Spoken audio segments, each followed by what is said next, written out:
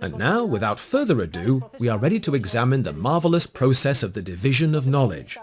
Economists express this idea with the traditional term, the division of labor. We can trace this term back to Adam Smith.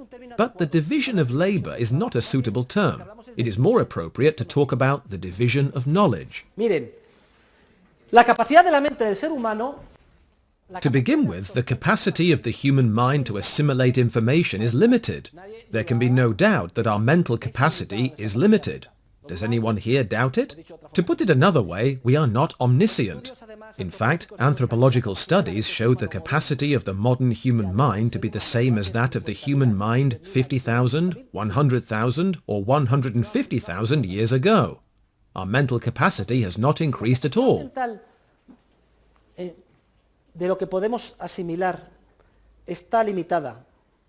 So, if our capacity for assimilation is limited, how is it possible that we are able to take advantage of an ever-increasing and constantly expanding volume of knowledge?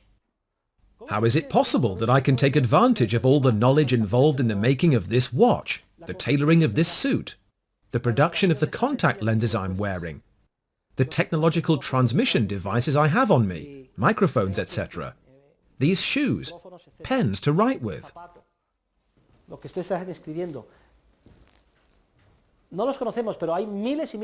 We don't know them, but thousands and thousands of people have contributed their entrepreneurial creativity.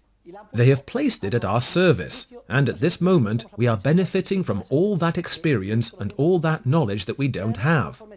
Furthermore, as civilization advances, we take advantage of a greater and greater volume of knowledge. The knowledge connected with the rudimentary goods I am wearing today far surpasses that connected with the goods of, say, a Roman centurion with his sword and sandals.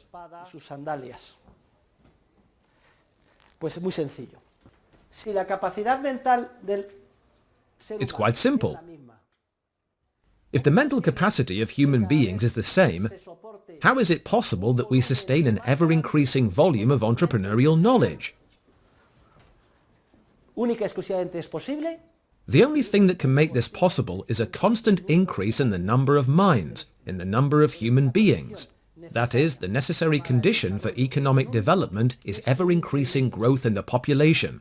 Continuado, creciente, si quieren ustedes, más que proporcionalmente creciente, exponencialmente creciente de la población. Esto por otro lado es obvio. At the same time, this is obvious because human beings are not ants. We are not bacteria. We are not a homogeneous resource. Instead, since each human being is endowed with an innate creative capacity, the more people there are, the better. Note that the creative conception of entrepreneurship is leading us to conclusions radically opposite to those we hear about, conclusions which people commonly draw and which originated with Malthus. Malthus was a genius, and he discovered a perfectly valid law, but it cannot be applied to human beings. It is applicable to bacteria and rats. That is, to animals or homogeneous resources. Though some people may disagree, bacteria and rats are not human beings. No disponen de una innata capacidad creativa. They lack an innate creative capacity. It turns out that rats reproduce until they reach the limit of their food supply, and when they come to the end of their food, the population limits itself. The rats begin to die.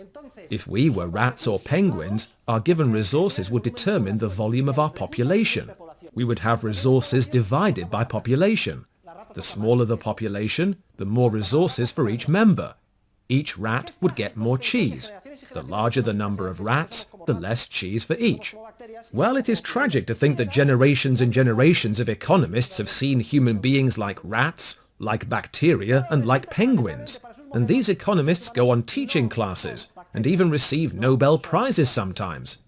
However, unfortunately for their models, human beings are not bacteria.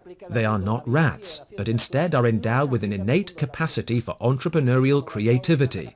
Therefore, the conclusion to be drawn is exactly the opposite. The law of Malthus that is applied in the world of biology and the natural sciences is not applicable in the world of human action. Human beings are endowed with an innate capacity to create information, and the process of civilization's limitless expansion requires constant growth in the population. This constant growth in the population rests on a continual horizontal and vertical division of knowledge. What does this mean? It means that for expansion to occur, each human being must specialize in an increasingly restricted sphere of knowledge, and his or her knowledge must be of ever greater volume and depth. Then each person exchanges the results of his or her entrepreneurial creativity and production in that sphere for the results of other people's creativity and production. The process of the limitless expansion of knowledge is a process in which people constantly specialize in narrower spheres of knowledge, where they acquire an ever deeper knowledge. I refer to this as horizontal specialization with respect to the number of spheres, and vertical specialization with respect to the depth of knowledge.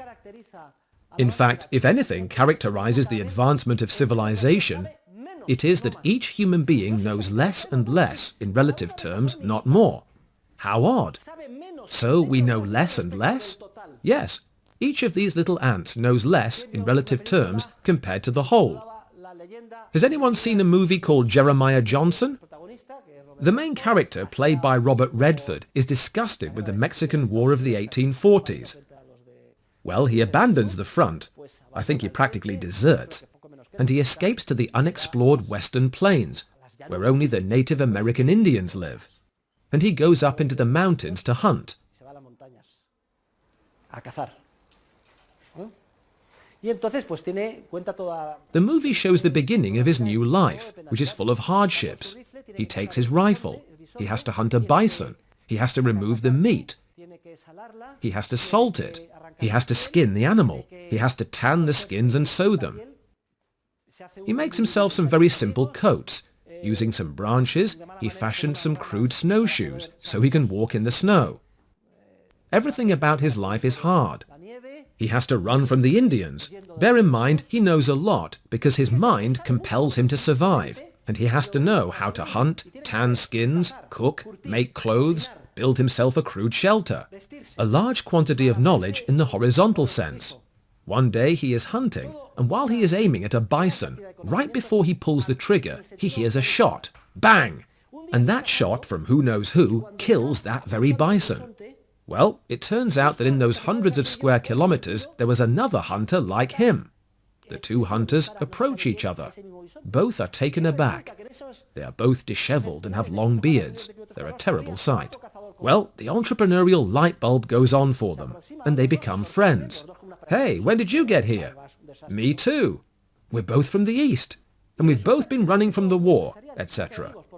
Well, the other hunter notices that his new friend has a remarkable ability, and that in a flash he guts the bison and skins it. The light bulb goes on for the hunter, and he says, "Hey, I'm a good shot. How about I do the hunting and you take care of the bison afterward, cutting it up, etc. What do you say?" Take note. Here we see what is known as the division of knowledge. One person has a comparative advantage in one task, and he restricts his sphere of action to shooting, while the other restricts his sphere of action to tanning the skins, etc. And they exchange the results of their efforts. The one who hunts says, "Hey, this is in exchange for some of the skins." And the one in charge of the skins says, "But when you hunt a bison, hunt for me as well." And then they exchange the products of their creativity. There has been a division of knowledge. Each person specializes in the task in which he has a comparative advantage with respect to the other person. They then exchange the products of their creativity, and they both come out ahead.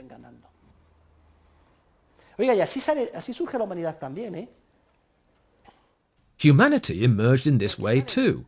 Men went out to hunt, and women stayed, took care of the offspring, and prepared the game. Also, later, since they were settled, while others were nomadic and came only occasionally, they noticed that sometimes when a seed fell, wheat would grow, and they could eat it. How interesting.